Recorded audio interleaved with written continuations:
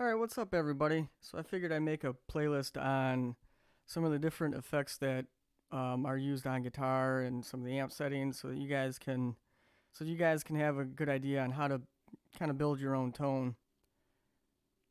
As always, all the videos are going to be short and to the point, and there will be a link to the next lesson at the end of each lesson. We got a lot to cover. We're covering all this, so let's go ahead and get started with the amp settings. So this is kind of a basic overview of what amp settings you will probably encounter.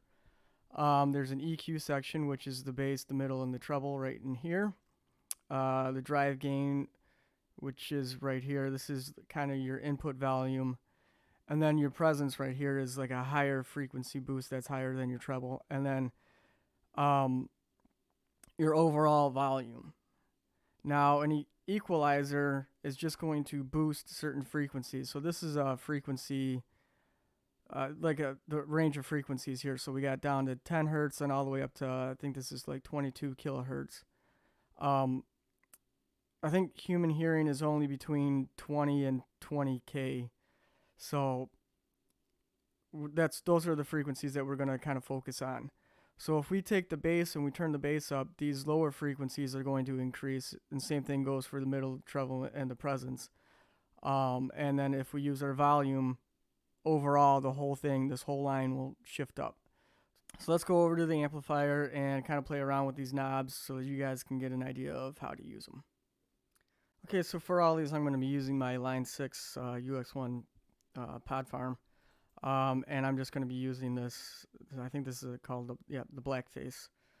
I don't know what it's exactly supposed to model, but that's kind of irrelevant. So let's take a look at what these individual knobs and all that is going to do to the tone of my guitar. So right now, I have the overall volume. I'm going to leave it kind of loud for now so you guys can really understand this. So there's nothing, there's barely a signal coming through there. And this is our input volume. So if we increase this, it almost acts as a distortion too, kind of. Right? If we set it down a little bit, it's a little bit cleaner. And all the way down, you're going to get almost nothing. So input volume, a lot is going to give you kind of some distortion. All the way down is going to be a little bit cleaner. Let's take a look at the bass. Here's the bass with it at 0.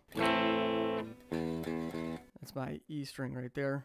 A little bit of buzz in the fret too. But if we crank it,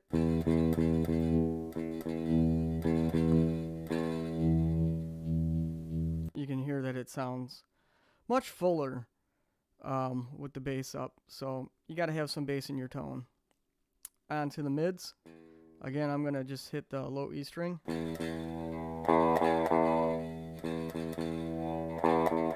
This is bringing up those mid frequencies quite a bit. And it's important to have some mid in your tone too, because guitar is a mid-range instrument, and yeah. So it's good. It's a good idea to have some mids in your tone. And treble, it does the same thing. Again, low E.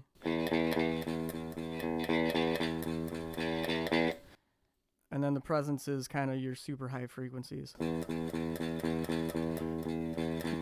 So I mean, just kind of play around with these and see what you guys can come up with, you know. Now you also might come in contact with something that's a little bit more complicated, something kind of along the lines of this. But basically this is just divided into 3 different channels here. So this is our clean channel. This just controls all the cleans, and we got the equalizer section here, and our gain, which is again the input volume. Then we have our kind of our distortion channel. So this one will sound, you know, much more dirty than this one. Again, we have the equalizer section and a gain. And then this is kind of our master channel, which is going to control kind of both of these. So that's kind of how you want to look at it for a little bit more advanced amp. Alright, so that's it for this video. In the next video, we're going to take a look at distortion and overdrive. Hope to see you guys there.